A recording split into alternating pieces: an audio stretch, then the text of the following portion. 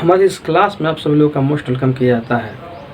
Class 10th का part number 4 carbon और उसके यौगिक, और आज का हम लोगों का टॉपिक है समवायता। आइए समझते हैं कि क्या होता है समवायता। चलिए, इसके पीछे वाला जो वीडियो लेक्चर में जो है, इसी चैप्टर में हम ये समझ पा रहे थे, IUPAC नेमिंग में खास करके हाइड्रोकार्बन का हम ये समझ पा रहे थे, है ना, कि जो है अलग अलग हाइड्रोकार्बन होते हैं जिसके नाम होते हैं, क्या होते हैं, जिसके नाम हम लोगों ने जो है सीखा कि ऐसे नाम जो है इसके कैसे बनते हैं, इसका मोलिकुलर फार्मूला यानी कि जो है अणुसूत्र कैसे बनता है, इसको क्या बोल सकते हैं, अणुसूत्र कैसे बनता है, स्ट्रक्चर फार्मूला जो होता है वो कैसे बनता है, यानी कि संरचना सूत्र कैसे बनता है। ये अभी तक हम लोग समझ पा रहे थे।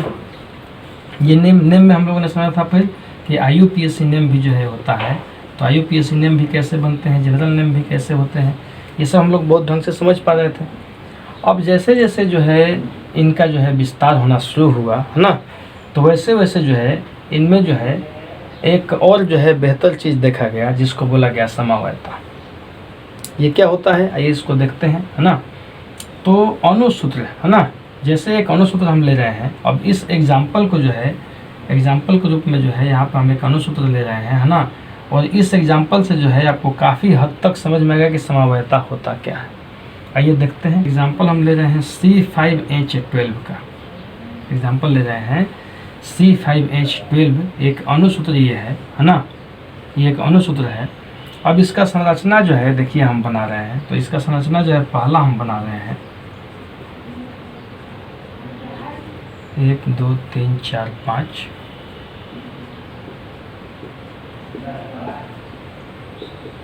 ऐसे इंचे आकर के जुड़ जाएंगे।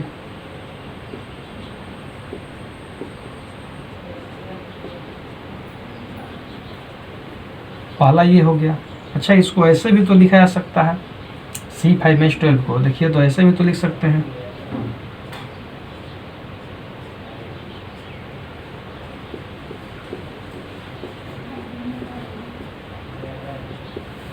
और इस तरीके से इंचे हम लगा दें। बहुत ध्यान से समझना इस चीज़ को।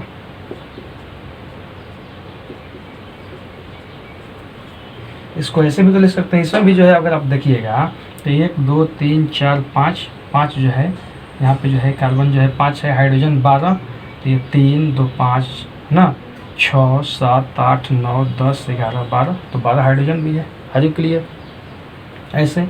अच्छा, इसको जो है यहाँ पे जो है आप ढंग से समझें, इसको जो है हम इस तरीक़ा से भी तो लिख सकते हैं, तीसरा तरीक़ा से। आइए देखते हैं कैसे।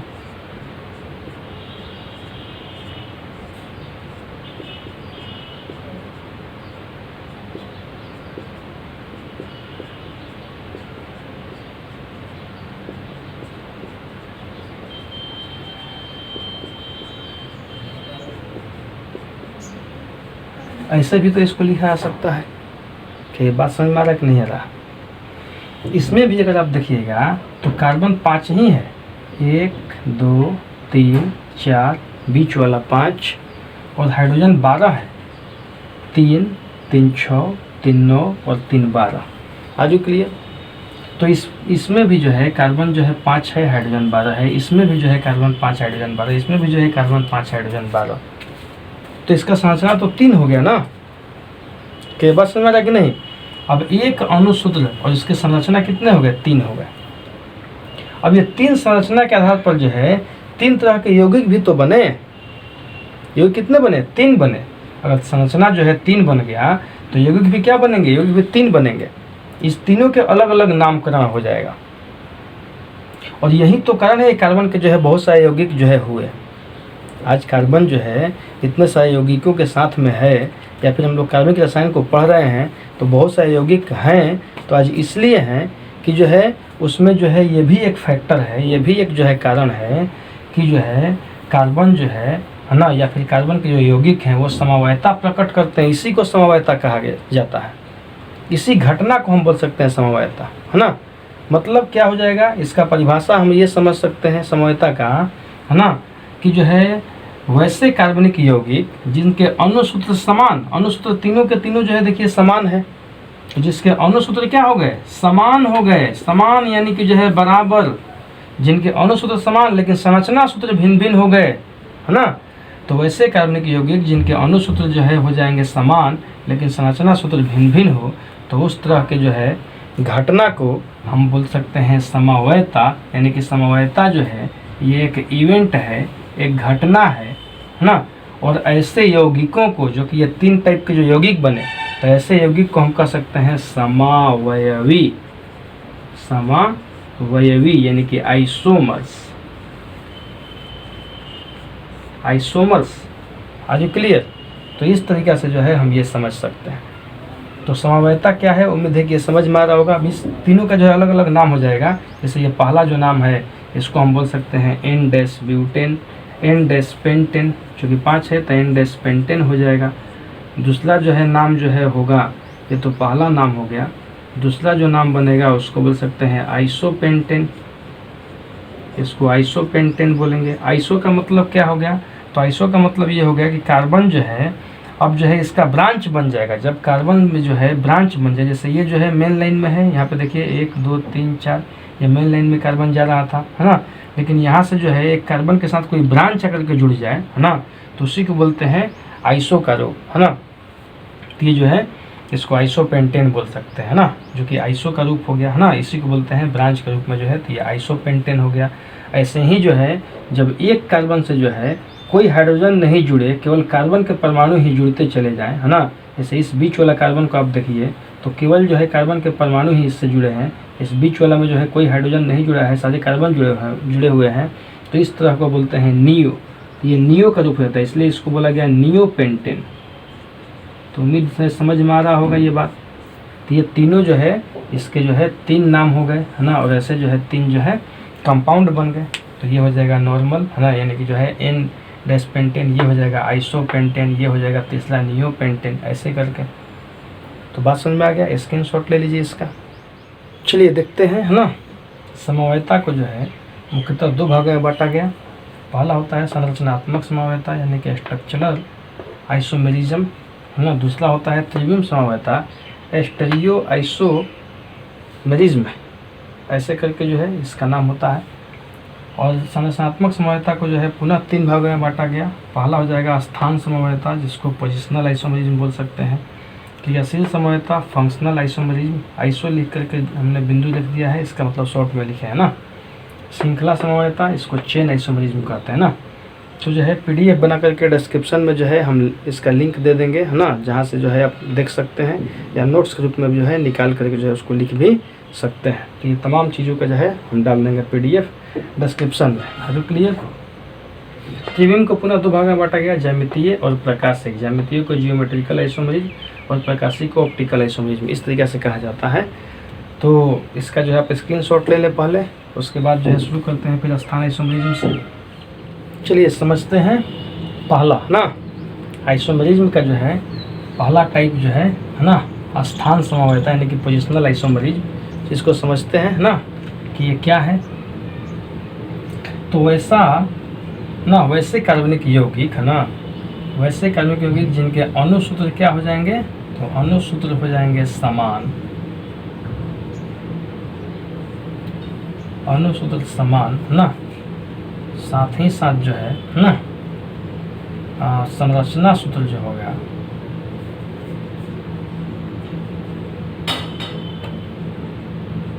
तो वैसे कार्बनिक यौगिक जिसका अणुसूत्र समान लेकिन संरचना सूत्र क्या हो, भिन्न भिन्न हो, है ना। और साथ ही, है ना, साथ ही इनमें आय क्रियाशील समूह के स्थान में भिन्नता हो। इसमें जो है आय क्रियाशील समूह जो फंक्शनल ग्रुप आकर के जुड़ेंगे, यानी कि क्रियाशील समूह जो आकर के जुड़ेगा ना, तो आय फंक्शनल ग्रुप के जो है जो समूह होगा उसके स्थान में, उसका स्थान में क्या हो जाएगी, भिन्नता हो जाएगी, है ना। तो उसके स्थान में भिन्नता हो, है ना, तो उस तरह की जो है समवायता हो क्या बोलेंगे, स्थान समवायता। इसको जो है फिर से समझ लीजिए कि वैसा समवायता ना, स्थान समवायता ना, तो वैसे कार्बनिक यौगिक जिसका जो है अणुसूत्र क्या हो जाएगा, समान, संरचना सूत्र क्या हो जाएगा, भिन्न भिन्न, है ना। जिसका अणुसूत्र समान हो, संरचना सूत्र क्या हो, भिन्न भिन्न हो, है ना। लेकिन क्रियाशील समूह का स्थान में भिन्नता हो, तो इस प्रकार की घटना को, इस प्रकार की घटना को बोलते हैं क्या हम, स्थान समवायता। और ऐसे यौगिक को, है ना, ऐसे यौगिक को स्थान समवयवी कहते हैं। Are you clear? चलिए इसका एग्जाम्पल जो है हम लेते हैं और एग्जाम्पल लेकर के जो है आगे बढ़ते हैं ना। एग्जाम्पल में जो है हम पहला एग्जाम्पल दे रहे हैं, है ना, C4H8, है ना, ये एक अणुसूत्र है और इस अणुसूत्र से जो है दो समवयवी जो है बनेंगे इसके, है ना। ये क्वेश्चन दे भी देगा कि इसके अणुसूत्र से कितने समवयवी बनेंगे, तो उनको बनाइए, है ना। तो जो है काफ़ी इंपॉर्टेंट जो है ये एग्जाम्पल है। आइए देखते हैं। तो जो पहला बनेगा 2 3 4 हो जाएगा, जिसमें यहाँ पे जो है डबल बॉन्ड लगा दिए, है ना, और बाकी जो है सिंगल हो जाएगा। तो ऐसे करके जो है आप इसको बना सकते हैं। यहाँ पे जो है एक हाइड्रोजन आ जाएगा और यहाँ पे 2 हाइड्रोजन। तो कार्बन के 4 पैर होते हैं, ये हम लोग समझ पा रहे हैं पिछले वाला वीडियो लेक्चर में। अगर ये सब नहीं समझ में आता है तो हाइड्रोकार्बन का एक सीरीज है, उसको आप देखिए कैसे इसके नाम बनेंगे, कैसे सूत्र बनेंगे, कैसे संरचना सूत्र बनेगा, ये सारा कुछ जो आपको समझ में आ जाएगा बहुत ढंग से, है ना। तो जो है ये हो जाएगा अणुसूत्र इसका, है ना। ऐसे करके C4H8, इसमें जो है 4 जो है आपके जो है कार्बन है और हाइड्रोजन जो है 8 है। अगर इसको ढंग से देखिएगा तो 3 2 5 1 6 2 8 ऐसे। तो इसका जो है नाम क्या हो जाएगा, तो इसका नाम जो है हो जाएगा आपका, है ना, कि चूँकि 1 2 के बीच में है तो लिख सकते हैं 1 डैश, है ना, ब्यूटीन, है ना। ऐसे करके ये इसका नाम जो है ब्यूट 1 डैश इन भी हो सकता है। दूसरा जो है इसका जो है इसका दूसरा संरचना सूत्र बना रहे हैं इस अणुसूत्र का। तो देखिए उसका संरचना सूत्र ऐसे ही बन जाएगा। अब की बार डबल बॉन्ड यहाँ पे लगा दिए, पहला में जो है पहला दूसरा के बीच में, दूसरा में दूसरा तीसरा के बीच में जो है डबल बॉन्ड हमने लगा दिया, है ना। चलिए कार्बन का पैर बना देते हैं। तो 4 पैर होते हैं हर कार्बन का। तो यहाँ पे जो है फिर 1 हो जाएगा, यहाँ पर भी जो है 1 हाइड्रोजन जुड़ जाएगा और फिर यहाँ पे जो है 3 जुड़ जाएंगे। तो जो है कार्बन जो है 4 है, 4 कार्बन देख पा रहे हैं और हाइड्रोजन 8, इसको गिनिएगा तो 8 हाइड्रोजन भी जो है होंगे। तो इसका नाम क्या हो जाएगा, इसका नाम हो जाएगा 2 डैश ब्यूटीन, या हम लिख सकते हैं ब्यूट डैश 2 डैश इन भी। तो ये दोनों नाम जो है सही है ना, ऐसे करके। तो ये हो जाएगा इसका अणुसूत्र, है ना। तो अणुसूत्र जो है समान होने के बाद जो है संरचना सूत्र जो है काफ़ी भिन्न भिन्न है ना। संरचना सूत्र दोनों का भिन्न भिन्न है और साथ ही जो है क्रियाशील समूह जो आ रहा है, यानी कि जो डबल बॉन्ड आ रहा है, उसके स्थान में भी भिन्नता हो, यहाँ पे समझ लीजिए, है ना। अणुसूत्र जो है समान है, दोनों में अणुसूत्र समान है, संरचना सूत्र दोनों का भिन्न भिन्न है ना। और साथ ही साथ जो क्रियाशील समूह आ रहा है, ये डबल बॉन्ड आ रहा है, ये क्रियाशील जो है फंक्शनल ग्रुप है ना। तो ये जो है इसका जो स्थान में भिन्नता हो, स्थान में भिन्नता का मतलब क्या हो जाएगा, तो पहला दूसरा के बीच में है, लेकिन यहाँ पे दूसरा तीसरा के बीच में डबल बॉन्ड है, जो कि फंक्शनल ग्रुप का काम कर रहा है। यहाँ पे फंक्शनल ग्रुप डबल बॉन्ड है, यहाँ पर भी डबल बॉन्ड है। तो इसके स्थान में क्या है, भिन्नता है। तो ऐसे घटना को बोलेंगे स्थान समवयता और ऐसे यौगिक को बोलेंगे स्थान समवयवी। तो इसके जो है अणुसूत्र के जो है C4H8 के जो है 2 समवयवी होते हैं, 1 डैश ब्यूटीन और 2 dash butene. Are you clear? इसका सेकंड एग्जांपल अगर समझना चाहते हैं तो इसका दूसरा एग्जांपल जो है हम आपको दे रहे हैं। दूसरा एग्जांपल आपका हो जाएगा, है ना, C4H9OH। ये एक अणुसूत्र हमने बना दिया, है ना, और इसके भी 2 समवयवी होंगे, है ना। वो कैसे कैसे होंगे तो आइए देख लेते हैं, है ना। इसको जो है आप जोड़ करके भी लिख सकते हैं, है ना। C4 जो है तो इसको जो है लिख सकते हैं C4H, तो H जो है इसको 10 भी लिख सकते हैं, है ना, और O को O भी लिख सकते हैं। तो ऐसे भी जो इसको लिखा जा सकता है अणुसूत्र को। चलिए इसके 2 समवयवी कौन होते हैं स्थान में बात किया जाए तो जो है A बन जाएगा। देखिए कुछ ऐसे इसको हम लिख सकते हैं, ध्यान से अगर आप देख पा रहे हैं तो सारी जगह नीचे से लगा दिए और यहाँ पे O डैश H। तो आप देख पा रहे हैं कि कार्बन 4 है, तो कार्बन 4 हाइड्रोजन जो है इसमें देखिएगा तो 9 हो जाएगा और एक H है, एक O है तो एक O है ना। ऐसे ही जो है B में जो है इसको जो है कुछ ऐसा स्ट्रक्चर जो है हम बना देंगे, है ना। यहाँ पे हम OH ग्रुप को जोड़ दें, पहला जो है यहाँ पे OH ग्रुप जो है पहला पे जो है पहला कार्बन पे है, यहाँ पे जो है इसका स्थान चेंज होकर दूसरा पे आ गया।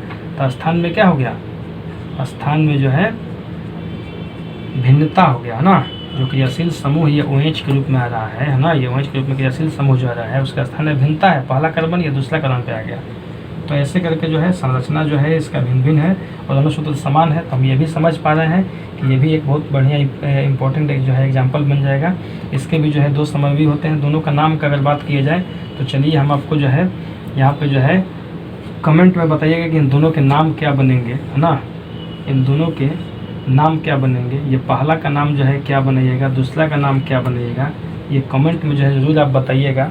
और अगर नहीं समझ में आ रहा है तो जो है हमको जो है आप कमेंट भी कीजिएगा ताकि हम देख सकें कि आप जो है किस टाइप से जो है स्टडी कर रहे हैं। Are you clear? तो यहाँ पे जो है हम देख पा रहे हैं कि स्थान समन्वयता क्या होता है, उसके जो है बहुत ढंग से मैं एग्जाम्पल भी समझ लीजिए। Are you clear? तो स्क्रीनशॉट ले लें। तो अभी तक का क्लास कैसा लगा? अच्छा लगा? तो अच्छा लगा तो दिल से लाइक करें और साथ ही साथ जो है आप लोगों को बता दें कि अगला जो वीडियो लेक्चर हमारा बनने वाला है जिसमें जो है हम लोग समझेंगे कि इस समन्वयता के और जो दो पार्ट हैं, है ना, उसको जो हम लोग समझ लेंगे। पहला जो है इसमें हमने समझा दिया, है ना, तो जो और दो पार्ट हैं उसको जो है नेक्स्ट में हम लोग समझ लेंगे। Are you clear? तब तक के लिए इस वीडियो को ध्यानपूर्वक सुनने और समझने के लिए आप सभी लोगों का जो है तहे दिल से बहुत बहुत धन्यवाद। Thank you.